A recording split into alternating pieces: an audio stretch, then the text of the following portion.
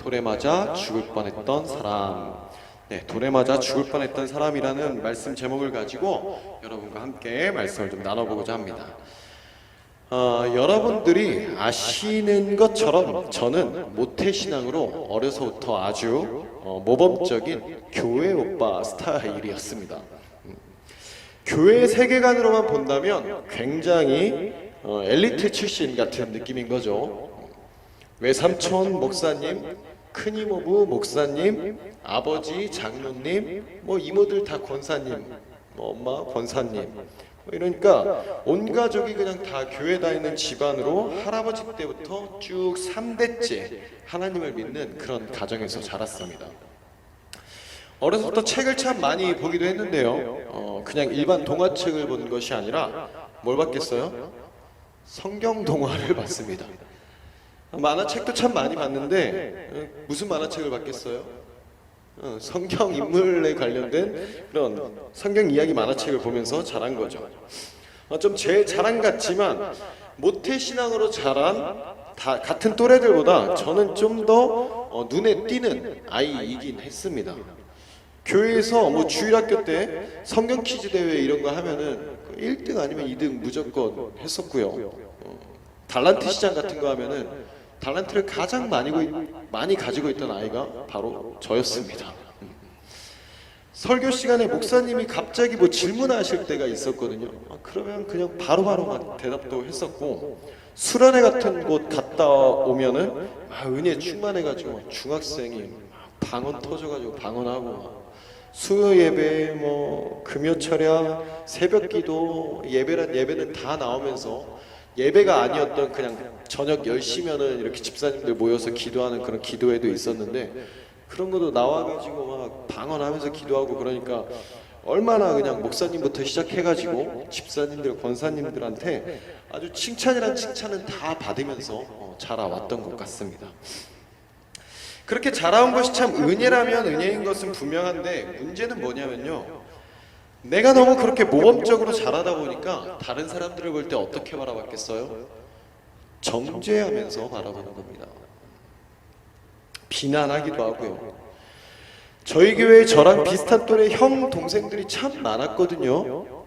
그럴 수밖에 없는 것이, 여러분들도 아시다시피 다 저희 교회 권사님들, 집사님들의 자녀들 아닙니까?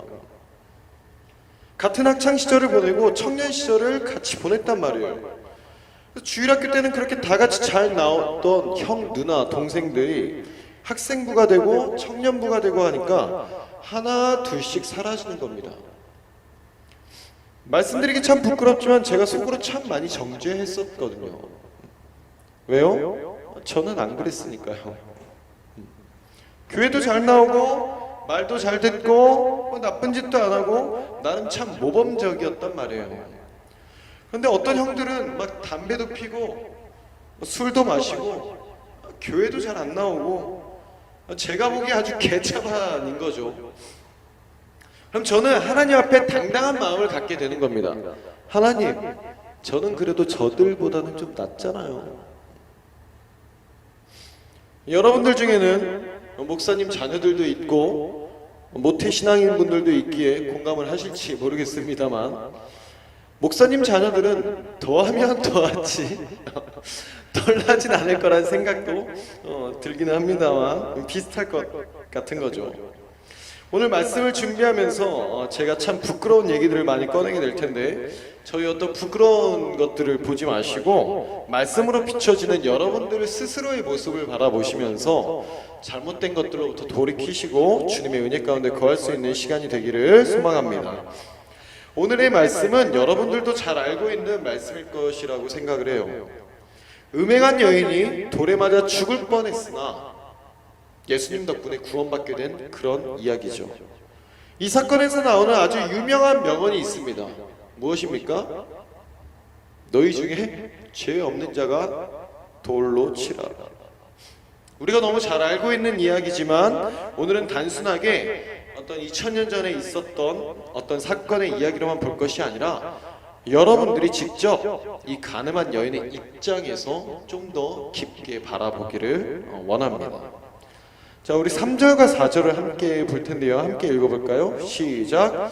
서기관들과 바리새인들이 음행 중에 잡힌 여자를 끌고 와서 가운데 세우고 예수께 말하되 선생이여 이 여자가 간음하다가 현장에서 잡혔나이다.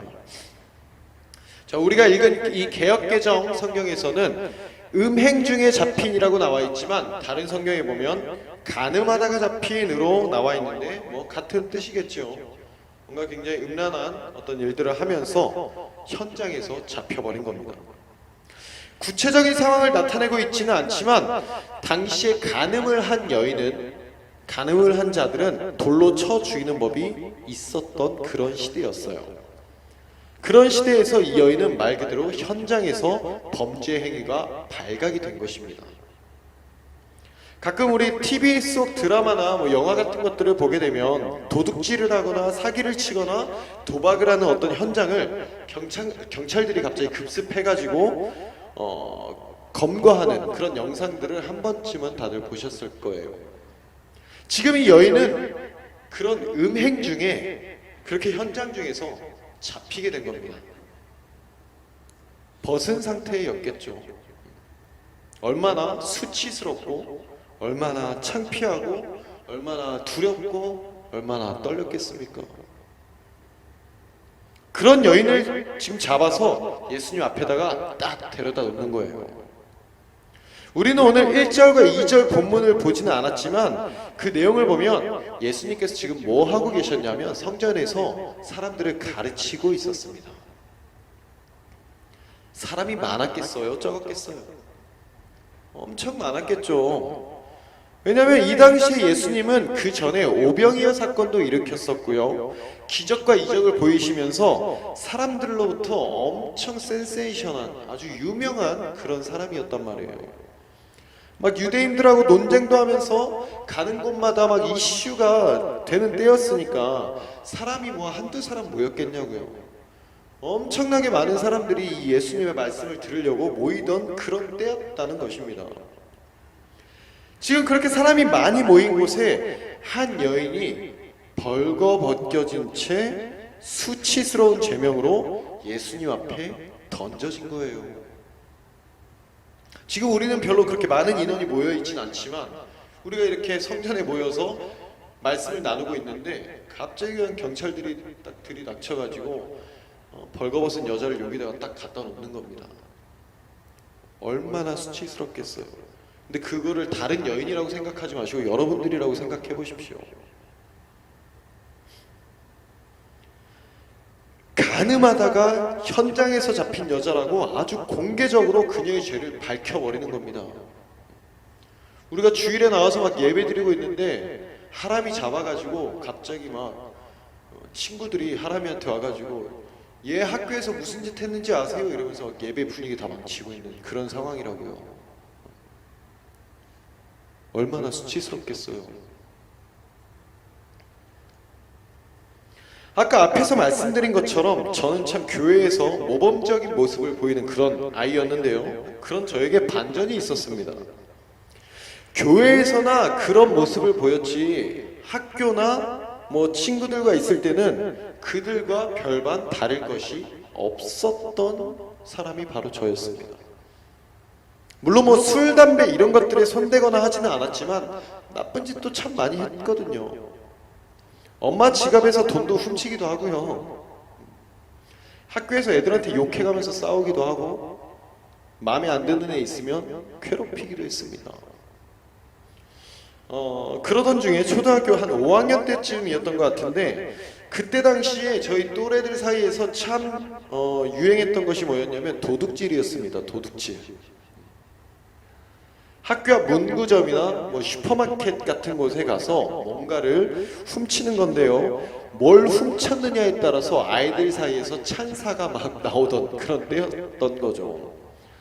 뭐 새콤달콤이나 껌 같은 것들을 훔치는 거는 너무 쉬웠던 거고 좀 깡센 애들은 막 다이어리 같은 거 훔치고 수첩 같은 거 훔치고 지갑 같은 거 훔치고 그런 거 막 친구들한테 보여주면서 이거 훔쳤다고 와, 막 대박이라고 기술 좋다고 막 이러면서 그럼 나도 지기 싫으니까 문구점 가가지고 이러고 가서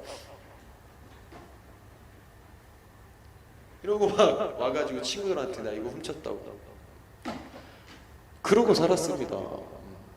그러고서 교회 나와서 막 모범적인 그런 교회 오빠 모습하고, 저도 막 지는 거 싫어하는 성격이니까 그런 친구들하고 같이 놀 때면 나도 뭔가 얘들 앞에서 자랑할 거리가 있어야 되잖아요. 슈퍼 가서 막 과자도 훔치고 뭐 훔치고. 그러던 어느 날 친한 형들하고, 지금 여러분들 아실지 모르겠는데 송내역에 투나라는 건물이 있습니다. 그게 옛날에는 시마 1020이라고 또 불렸고, 그 전에는 뉴코아 백화점 뭐 이런 식으로 건물이 있었는데, 그곳이 저희들의 타겟이 됐던 날이었던 거죠. 형들하고 같이 딱 가서 이제 뭔가를 훔치기로 계획을 하고 간 겁니다. 제 기억으로는 문구 코너에서 수첩 같은 거를 훔치려고 생각을 하고 갔었던 것 같아요. 이렇게 목표물을 정하고 직원들의 눈치를 살피면서 마음에 드는 수첩을 이렇게 넣은 거죠. 주머니에 넣고 이제 나가기만 하면 성공인 겁니다. 아무렇지 않게 나가는 거죠. 그렇게 그것을 빠져나오면서 성공했구나 싶은 찰나에 건장한 남자들로부터 목덜미가 딱 잡히게 된 거예요. 보안이었겠죠. 아니면 뭐 거기 남자 직원이던가. 그리고 정확하게 그 자리에서 그 물건을 넣은 주머니를 그 아저씨들이 확인을 하고 훔친 물건이 있는 것까지 다 확인을 한 겁니다. 빼도 박도 못하고 말 그대로 현장에서 검거 당한 거죠. 그렇게 붙잡혀서 어떤 사무실 같은 곳으로 끌려간 거예요. 거기서 어떤 종이 같은 걸 주고 이름이랑 집 전화, 부모님 연락처, 학교 뭐 이런 것들을 썼던 것 같아요. 그러고서 이제 어른들끼리 얘들을 어떻게 할지, 뭐 부모님한테 연락해라, 뭐 학교에 연락해라, 뭐 이런저런 얘기들을 하는데 무슨 생각이 들었을 것 같으세요, 제가? 속된 말로 이거 완전히 뭐 된 거잖아요, 그냥. 아, 나 이제 죽었구나, 이 생각밖에 안 들었던 것 같습니다. 저희 부모님이 그때 얼마나 무서웠던 그런 때였는데 정말 죽었구나라는 생각밖에 안 들었었거든요. 머릿속이 캄캄해지고, 아, 어떡하지? 이러면서 막 멘탈 붙잡고 있는데 옆에 같이 훔쳤던 형들 중에 한 명이 갑자기 막 대성통곡을 하면서 잘못했다고 울면서 막 빌기 시작하는 겁니다. 그 모습을 보니까 저도 그냥 멘탈이 와르르 무너지면서 눈물이 막 쏟아지더라고요. 이게 진짜 죽었잖아요. 아, 이거 꿈 아니구나, 이거 리얼이구나, 나 진짜 잡혔구나. 아빠가 오면 이제 죽은 거잖아요, 완전히. 저 그때 막 맞고 다니던 시절인데, 부모님이 막 때리던 시절이잖아요. 그때 엄청 많이 맞았던 그런 시대였는데, 이거 도둑질하다가 걸려가지고 엄마 아빠 왔다고 생각하면 끔찍한 겁니다. 세 명이서 그 사무실에서 막 울면서 제발 봐달라고 막 잘못했다고 막 싹싹 비는데, 이 형들 막 멘트가 아직도 기억에 남아요. 이거 엄마 아빠한테 알려주면 저 진짜 죽어요, 이러면서 막 울면서, 저희 엄마 아빠 이거 알면 저희 엄마 아빠 이혼해요, 막 이러면서 막 이런 멘트까지 했던 걸로 막 기억이 있는데, 완전 말 그대로 절망적인 상황을 맞이하게 된 거죠. 뭐 그런 경험이 있어서인지 저는 개인적으로 이 여인의 마음이 조금 더 들어가 볼 수 있는 것 같습니다. 지금 현장에서 붙잡힌 이 여인이 얼마나 절망 가운데 있었겠냐고요. 우리 이어서 5절을 한번 볼까요? 5절 함께 읽어보겠습니다. 시작. 모세는 율법에 이러한 여자를 돌로 치라 명하였거니와 선생은 어떻게 말하겠나이까. 자, 아까도 말씀드렸다시피 이 시대에서 간음죄의 처벌은 돌로 쳐 죽이는 사형이었습니다. 법으로 정해진 것이기 때문에 이거는 뭐 빼도 박도 못하는 거예요. 단순하게 뭐 창피주고 수치스럽고 부끄럽고 이러고 끝나는 게 아니라 죽음을 앞에 두고 있는 상황이라는 것입니다. 얼마나 무섭고 떨렸겠습니까? 말 그대로 인생 종치게 생긴 거잖아요. 끌려오는 동안도, 끌려와서도 그냥 모든 상황이 다 최악이잖아요. 망신도 이런 망신이 없는 데다가 너무 비참한 죽음을 앞에 둔 상황이지 않습니까? 게다가 하필 사람도 많은 곳에서 발가 벗겨진 채로 돌에 맞아서 고통스럽고 수치스럽게 죽을 것을 앞에 두고 있다고요. 어쩌면 차라리 걸렸을 때 그냥 그 자리에서 죽이든지 하지, 왜 굳이 이렇게 유명한 사람 앞으로 끌고 와서 이 사람 많은 곳에서 수치스럽게 죽게 하나 원망스럽기도 했을 것 같습니다. 그렇다고 뭐 누구 탓을 할 수도 없는 것은 현장에서 잡혀버린 죄인이니 뭐 누구한테 뭐라고 말을 할 수 있겠어요. 이 예수라는 어떤 유명한 청년의 앞에서 이 여인은 비참한 죽음을 앞에 두고 사람들은 그의 한마디에 돌을 던질 준비를 하고 있는 겁니다. 그런 상황에서 우리 계속해서 6절을 보겠습니다. 6절 읽어볼까요? 시작. 그들이 이렇게 말하면 고발할 조건을 얻고자 하여 예수를 시험함이로라. 예수께서 몸을 굽히사 손가락으로 땅에 쓰시니. 자, 굳이 이 사람들이 예수님 앞에 데려온 이유가 뭐였어요? 이때 당시에 서기관 바리새인이라는 사람들이 이 예수님을 엄청 싫어했습니다. 자신들이 알고 있고 배워왔던 율법적인 어떤 행동이나 지식들을 다 깨부시는 아주 사이비스러운 인물인데, 그렇다고 대놓고 뭔가 범죄자라고 하기에는 그럴 만한 모습은 없는 거죠. 아니, 오히려 맞는 말만 하고 옳은 말만 하니까 사람들이 더 따르고 하는 것이 꼴보기가 싫은 겁니다. 그러니까 뭐 하나 책 잡아서 저거 죽여버리고 싶은 저 예수라는 인물한테 시험을 내는 거죠. 건덕지를 잡을 만한 일을 만들어낸 거예요. 만약에 예수님이 여기서 그냥 불쌍하니까 봐주고 살려줘 라고 대답을 하면 이 예수님은 율법을 어기게 되는 죄인이 되는 것이고요. 그러면 율법대로 돌로 쳐 죽여라 라고 하면은 사랑과 용서를 가르치던 예수님이었는데 그 말에 모순이 생겨버리는 겁니다. 저 봐라, 지도 지가 말하는 것에 지키지도 못하는 사람이지 않냐, 흠을 낼 수가 있는 겁니다. 자신들이 생각하기에도 이래도 문제 저래도 문제인 내용을 예수님 앞에 딱 펼쳐놓은 거예요. 예수님이 어떤 대답이냐에 따라서 여자가 죽든지 예수님이 죽든지 할 수밖에 없는 상황을 만들어 놓은 겁니다. 뭐든 말해봐라, 오늘이 네 제삿날이다 하면서 속으로 얼마나 그 대답을 기다리고 있었겠습니까? 그런데 예수님께서는 그러한 것들에 바로 대답하지 않으시고 손으로 뭘 쓰고 계셨대요. 7절과 8절 함께 볼까요? 7절과 8절 함께 읽어보겠습니다. 시작. 그들이 묻기를 마지 아니하는지라. 이에 일어나 이르시되 너희 중에 죄 없는 자가 먼저 돌로 치라 하시고 다시 몸을 굽혀 손가락으로 땅에 쓰시니. 자, 어떻게 해서든 공경에 빠뜨리고 싶어서 난리가 났는데 대답은 안 하고 바닥에다가 뭘 쓰고 있으니까 이 서기관들하고 바리새인들이 얼마나 답답했겠어요. 그래서 계속 보채는 겁니다. 어떻게 해야 되냐고요. 딴짓하지 말고 빨리 대답해 보시라고요. 그래서 막 보채고 부르니까 예수님께서 쓰시다가 일어나셔서 딱 말씀하시죠. 너희 중에 죄 없는 자가 먼저 돌로 쳐라. 요즘 시대 같았으면 여러분들 중에 죄 없는 분이 먼저 돌을 던져 보십시오. 이렇게 얘기를 하시고 다시 앉아서 또 땅에 뭔가를 계속 쓰시는 겁니다.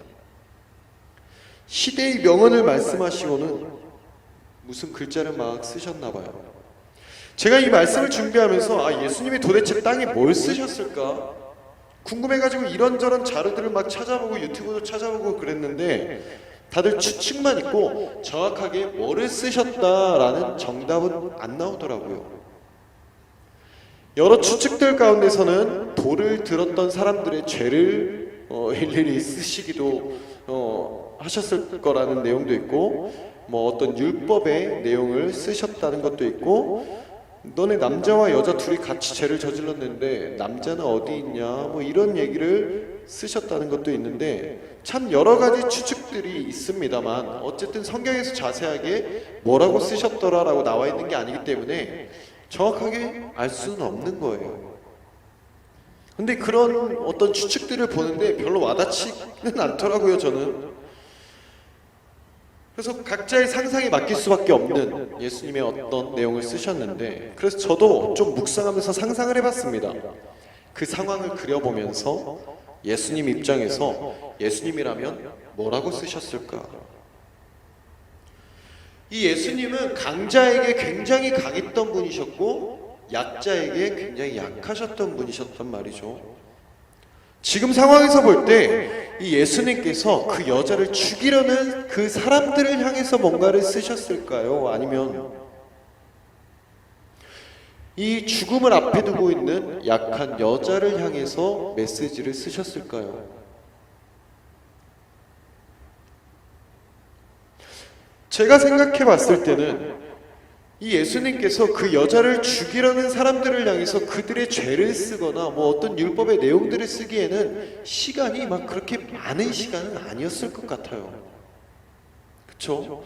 지금 앞에 여인이 쓰러져 있고 사람들은 그 대답을 기다리고 돌을 던질 준비를 하고 있어요. 근데 거기서 뭐 한가하게 이런 뭐 그런 거 쓰고 있을 시간이 안 되지 않겠냐고요. 뭔가 좀 짧은 어떤 내용을 쓰셨을 것 같은데, 근데 좀 웃긴 내용들은 보면은 저 사람들한테 뭐 욕을 쓰셨다는 뭐 그런 내용도 있는데 충분히 그랬을 수도 있을 것 같고, 제가 이렇게 보면서 상상을 해보니까 저 사람들을 향한 메시지를 쓰시진 않았을 것 같습니다. 그리고 이 여인은 예수님을 향해서 쓰러져 있어요. 이 모든 절망의 순간에 빠져 있을 그 여인에게 어떤 메시지를 쓰시지 않았을까 하는 생각이 좀 들더라고요.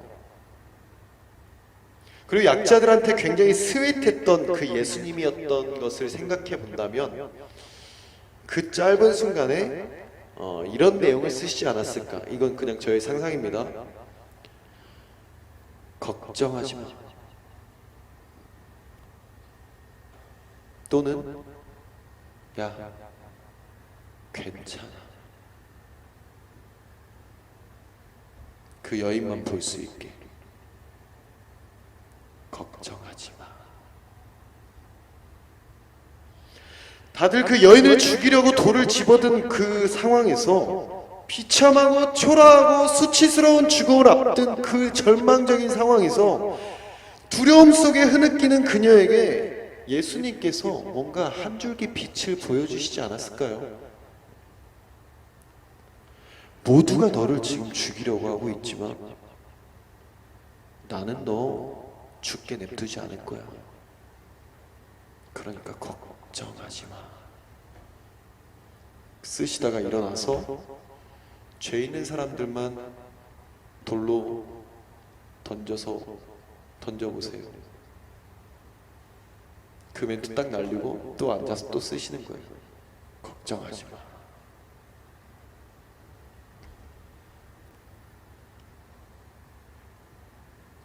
이건 그냥 뭐 저희 상상이니까 참고하셔서 들으시면 될 것 같습니다.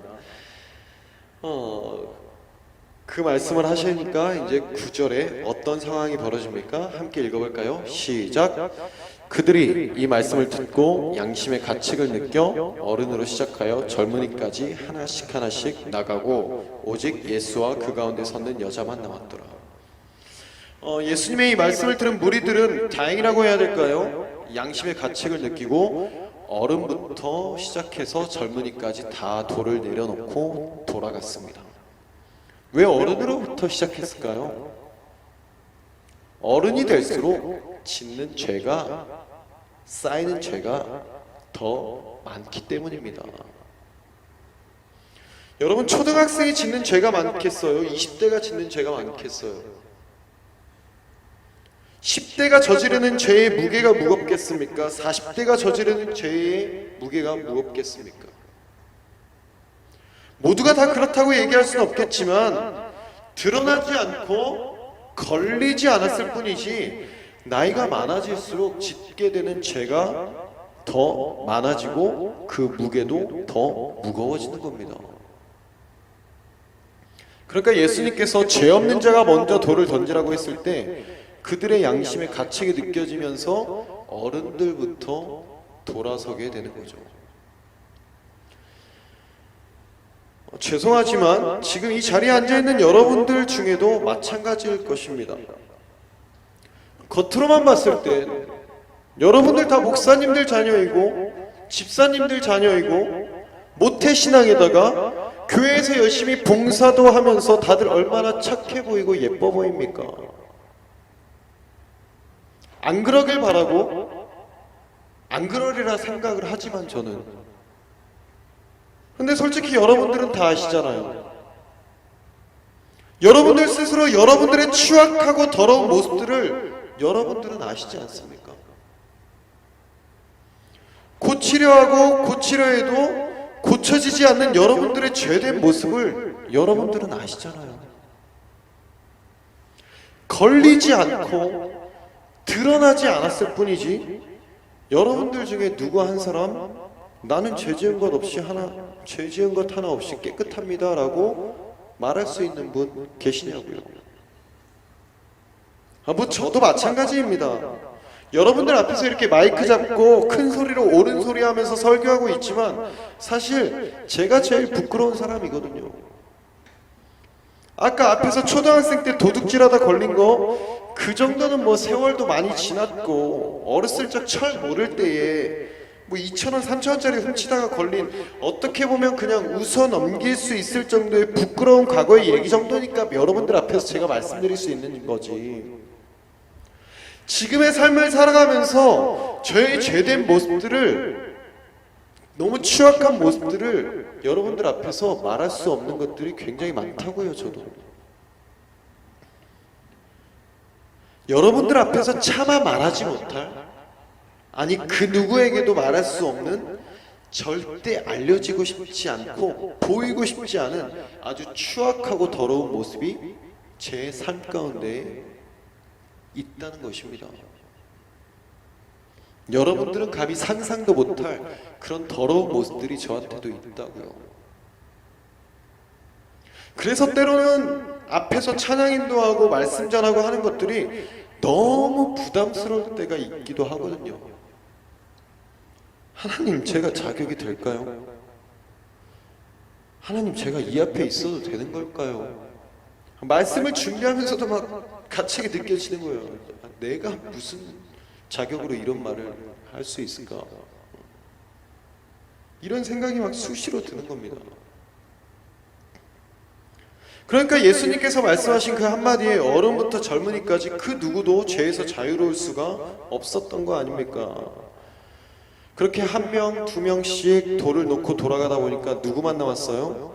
전부 다 떠나가고 이 여자와 예수님만 남게 됐다는 것입니다. 자기들도 다 자기들의 죄가 있다는 것을 알고 있었다는 거예요.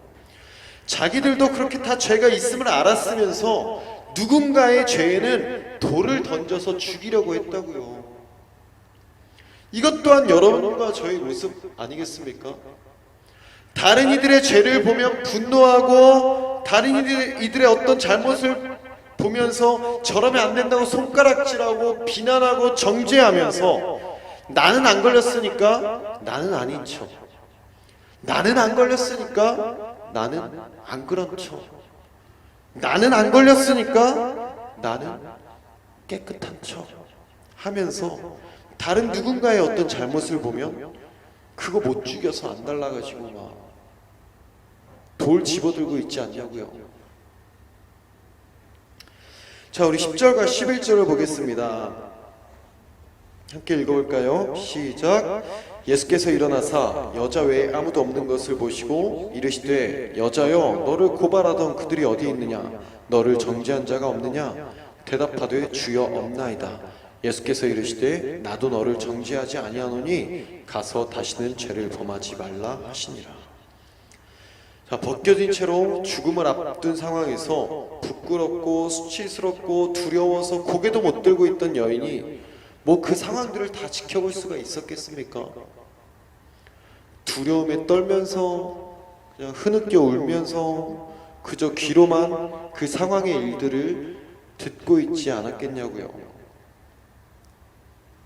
아까 앞서 말씀드린 저의 상상력으로 생각해 본다면 그녀에게 보이는 것은 그저 예수님이 땅에 쓰신 글씨밖에 볼 수 없었지 않았겠습니까? 그렇게 아무것도 보지 못하고 어둠 깊은 절망 가운데서 좌절하고 있는 중에 이 예수님께서 물어보시는 거죠. 너 죽이려던 사람들, 너한테 돌 던지려던 사람들 있는지 한번 봐봐. 너 죽이려던 사람들이 있어? 고개를 들고 주위를 살펴보니까 예수님 외에는 아무도 없는 겁니다. 나를 욕하던 소리도 없어지고 나를 죽이려던 사람들도 아무도 남지 않았습니다. 말도 안 되는 상황이 지금 눈앞에서 펼쳐진 거잖아요. 죽음의 상황에서 생명의 상황으로 상황이 역전되어진 것입니다. 그리고 그녀의 입술에서 이런 고백이 나오는 거죠. 주님, 없네요. 불과 몇 분 전까지만 하더라도, 몇십 분 전까지만 하더라도 자신을 돌로 쳐 죽이려는 사람들이 가득했습니다. 자신에게 손가락질하고 욕하는 소리들로 시끌시끌했어요. 고개도 못 들고 아무것도 볼 수 없는 상황이었지만 이 예수님을 만나고 나니까 상황이 완전히 바뀐 것입니다. 그리고 그렇게 바뀐 현실을 스스로 고백할 수 있게 된 거예요. 그리고 이어서 이 예수님의 말씀을 보십시오. 나도 너를 정죄하지 아니하노니 가서 다시는 죄를 범하지 말라. 다른 사람들은 이 여인을 돌로 칠 수 없었습니다. 왜요? 그들도 죄가 있는 사람들이었기 때문이죠. 그러나 예수님은 돌로 칠 수 있었어요. 왜요? 예수님은 죄가 없는 분이셨기 때문입니다. 그런데 예수님은 그녀를 돌로 치지 않으셨어요. 아니, 더 나아가서 정죄하지 않겠다고까지 말씀하시는 겁니다. 이 죄로부터 완전히 자유하게 은혜로 덮어주시는 예수님의 사랑을 보십시오. 이 사랑의 예수님이 바로 여러분들의 예수님이신 줄로 믿으시기를 바랍니다. 그리고 가장 중요한 것이 있어요. 나도 너를 정죄하지 않겠다 로 끝나시지 않았습니다. 이 뒤에 뭐라고 말씀하셔요? 다시는 죄를 범하지 말라. 여러분, 이 말씀을 기억하셔야 됩니다. 요즘 시대에 잘못된 진리를 전하는 사람들을 보면 예수님의 사랑만을 강조해요. 예수님이 죄인들을 사랑하지 않았냐? 창녀도 사랑하시고 세리도 사랑하시고 그 죄인들을 다 사랑으로 품으셨는데 왜 교회들은 정죄만 하냐며 따져 묻습니다. 사랑의 예수님만 강조하고 그 뒤에 나오는 것은 싹 빼버린단 말이에요. 아니에요, 여러분. 이 사랑의 예수님이 은혜로 사랑으로 우리를 감싸 안아주시고 끌어주신 것은 맞지만 그렇다고 해서 우리가 또 얼마든지 마음대로 죄를 지어도 된다는 것은 아닙니다.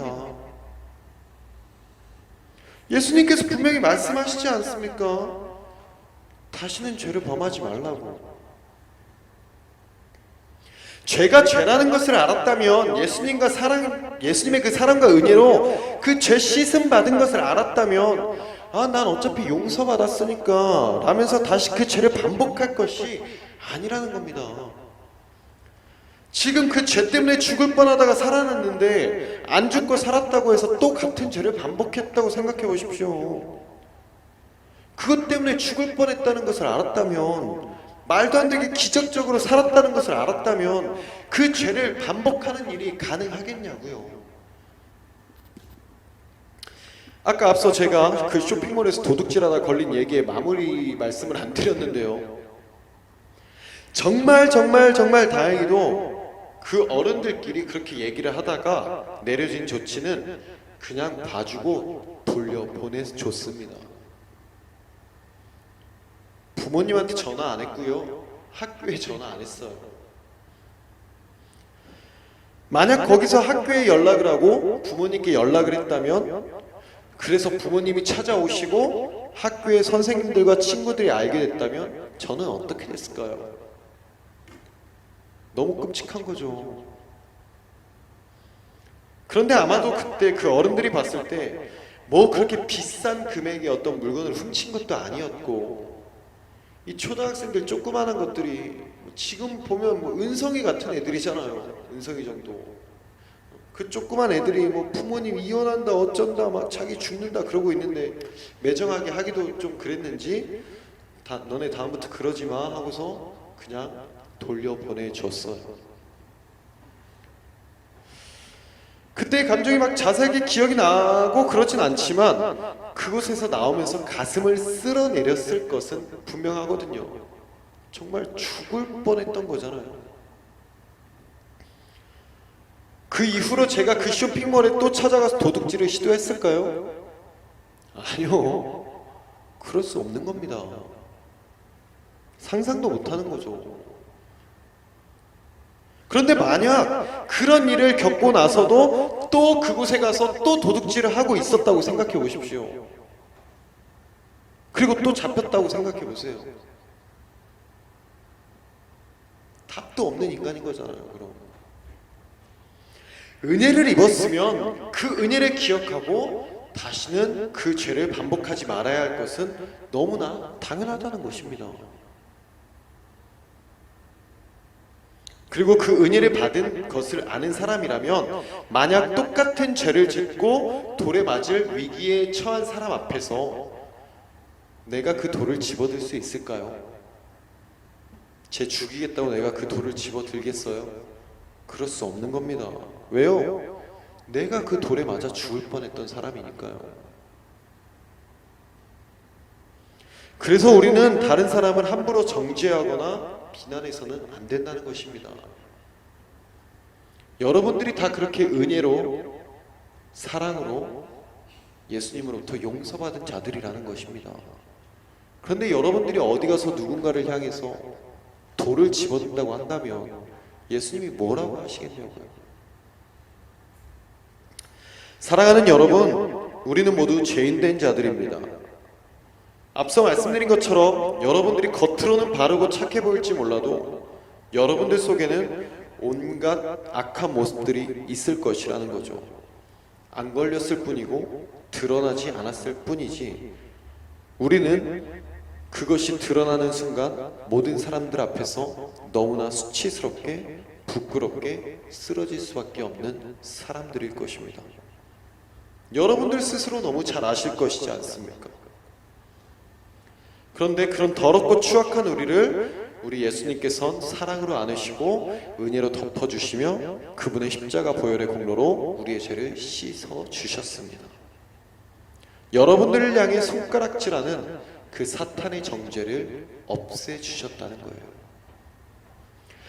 끊지 못하는 죄악 가운데서 허우적거리고 아무도 모르는, 아무도 알 수 없는 죄악의 사슬에 매여서 괴로워하고 있는 분들이 혹시나 계신다면 여러분, 오늘 말씀을 통해서 만나주시는 그 예수님을 기억하기를 소망합니다. 여러분들에게 말씀하시는 그 메시지를 들으시기를 소망합니다. 괜찮아. 걱정하지 마. 너 안 죽어. 나도 너를 용서했어. 여러분, 너무 괴로워하지 마세요. 힘들어하지 마세요. 모든 수치와 부끄러움과 두려움 가운데서 우리를 건져내신 예수님을 기억하십시오. 모든 절망 가운데서, 모든 어려움 가운데서, 도저히 답이 나오지 않고 앞이 보이지 않는 상황 속에서도 그 모든 것을 해결하시고 물리치시는 예수님으로 인해 여러분들의 문제가 해결받고 여러분들의 고통과 괴로움이 풀어지는 역사가 일어남으로 인해 여러분들의 삶 가운데 항상 감사와 은혜가 넘칠 수 있는 삶이 되기를 주님의 이름으로 축복합니다. 더 나아가 누군가를 정죄하거나 그들의 죄를 들춰내므로 손가락질하는 것이 아니라 먼저 은혜를 입은 자로서 누군가의 허물을 덮어주고 감싸 안아주며 그리스도의 사랑을 전하며 나아갈 수 있는 여러분들의 귀한 발걸음이 되기를 주님의 이름으로 축복합니다.